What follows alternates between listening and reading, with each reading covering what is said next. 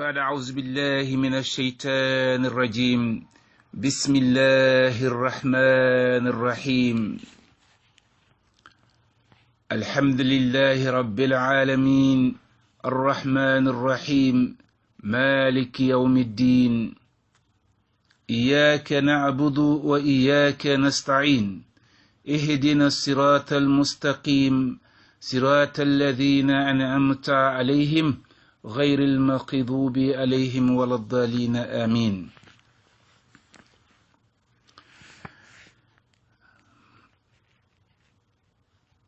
تفسير القرآن الكريم بعدين لو نبراس كرانتا بانكولو كنو نا تفسيرو دامتا نا سورة الفاتحة أنين suratu bakara nga damuta ndanta daminna ngolomu awa kila la saibol la kumoti nga kila la saibol la kuwole fo milu tomondita kilama sallallahu ta'ala alayhi wa sallam mimbe itomondita manyaminna awa anin muna ya kendi tumonditama ngawofo itumondita kila ma sallallahu alayhi wa sallama amanke sartikanti kila ko alabije isonta akoyo ko alako ngasaloke isonta isalta akoyo ko alako ngajakobo na fuloto ate alayen harje minna isonta yoke idan keniyata kafo ko harjeo mimbe itulubulu na fulo mimbe ibulu itulufangolite na fulo wadino le ifanna wamu alala soro leti isonta wala kila yenyininka kwe minke na fuloto isonta yoke ila na fulo kono ayo labandula nko nganyene foje ala ko ulaika ala hudan ako wallum multimini alonko ibikando kan min rabbihim kabo idamanso wale kandandi wa ulaika wallum multi humul muflihun wallum kunna di multi alkamalun sini bi na wala dabe damutala daminna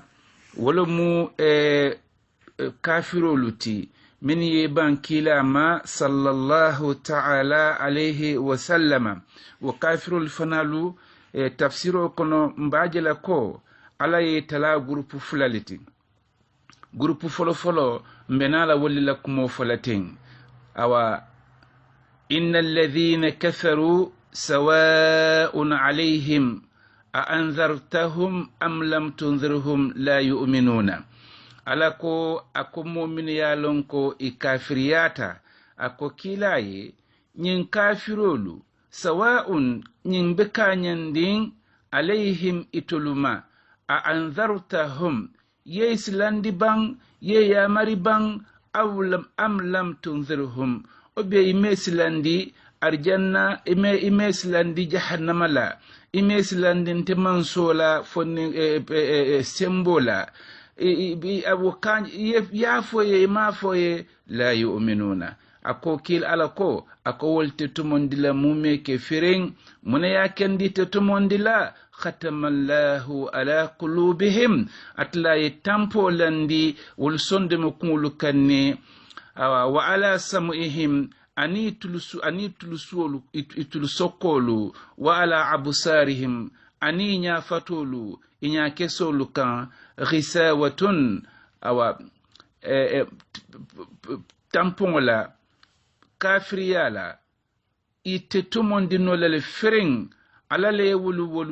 wulu nyada awa isondeme kungo itulu sokolu inya kesolu atla wulu murale itejeri moyri kala itejeri kenola wala hum adhabun azimun ya ankato boliye ya ankato mimbe wararin alnatna fonya kotake o minan nasi atemo kilingulu kono nyin kafiru grupo lu kono man yakulu min bafola amanna ntol tumondita billahi alala wa bil yawmil akhir anin alkiyama lungo wama hum bimu'minina yara fan ala yalon kafo kolu manke mu'miniti alenyulon kafo ko kolu manke mu'minuti kafirul lumiti wallum jumanyul lati yuqadi'una allaha walladhina amanu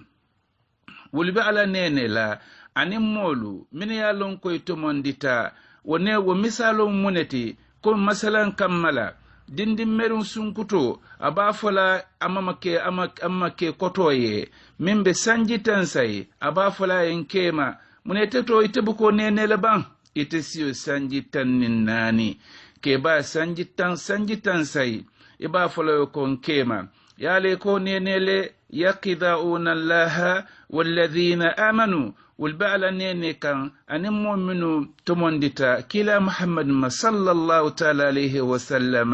بر علي جابي على كويكو وما يقضاؤون إلا أنفسهم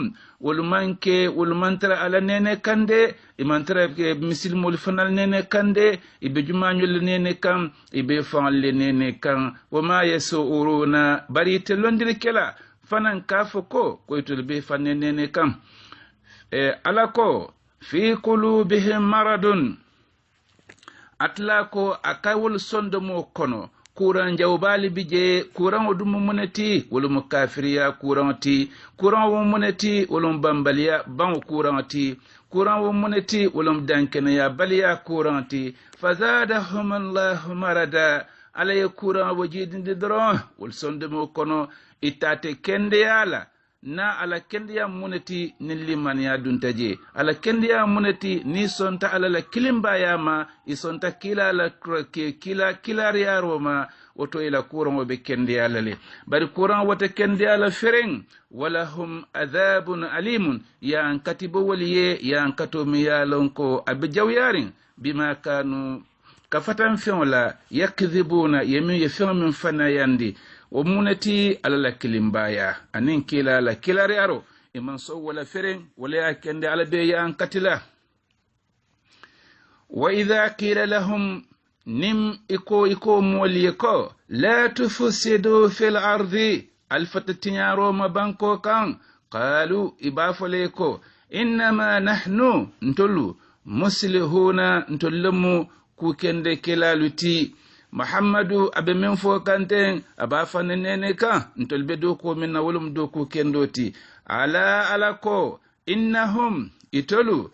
humul mufsiduna ya rafaitul fanfan mutinyar laliti walakin bari la yasuruna italon na kotake kafa ko itul mutinyar laliti imanson kilama imanson alama donc imalon kafa ko itul katinyaro ke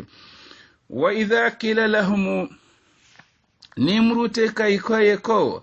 aminu altumondi kama amana nasu ikomi kila la saibul tumondi ta nyaminna alefata munafiki yama alefata kunta yama altumondi komi saibul tumonta nyaminna qalu ibafaleko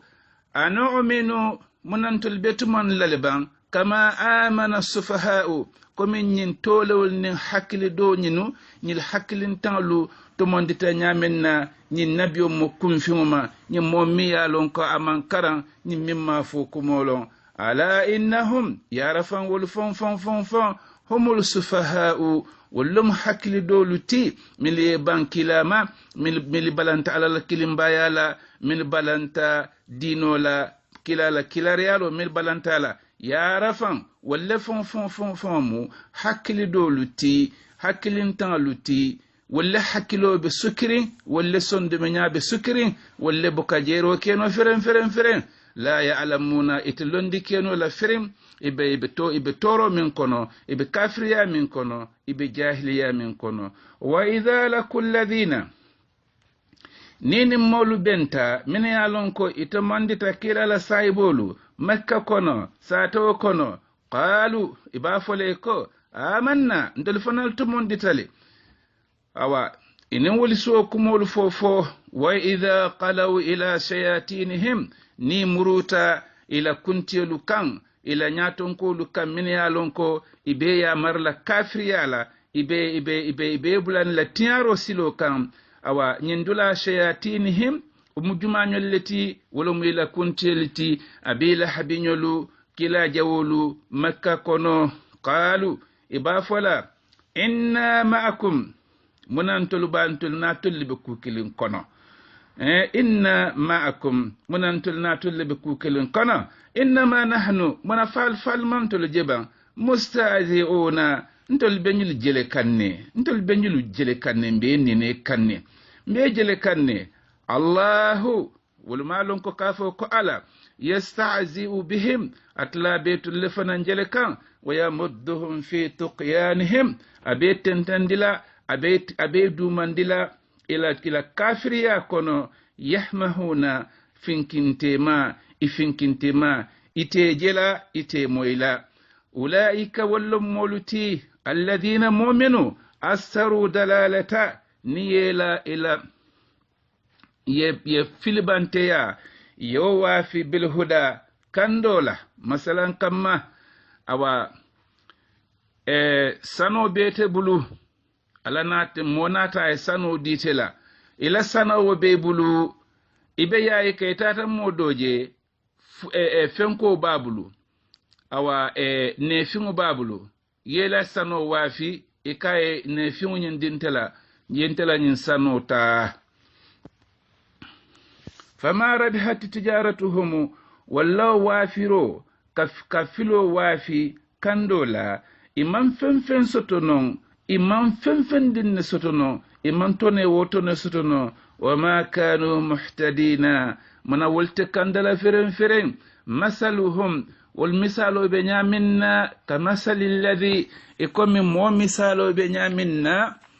alladhi mu'min istawqada nara afalenta dimba mutandi adala dibi bakono falamma mu'minna adaati ma hawlahu fenko ay diboye dimbaye keno dimbaye dula senyandi aye awa kabra dimba mutandi dula fanuta da minna dhahaba Allah bi nurihim atlaye dimba noro bondi kono feren wa tarakahum ayatu fi dhulumatin dibiba kono la yubsiruna ifelenti tenyoje no la kotake summun wolumu awa tulukutun leti bokomon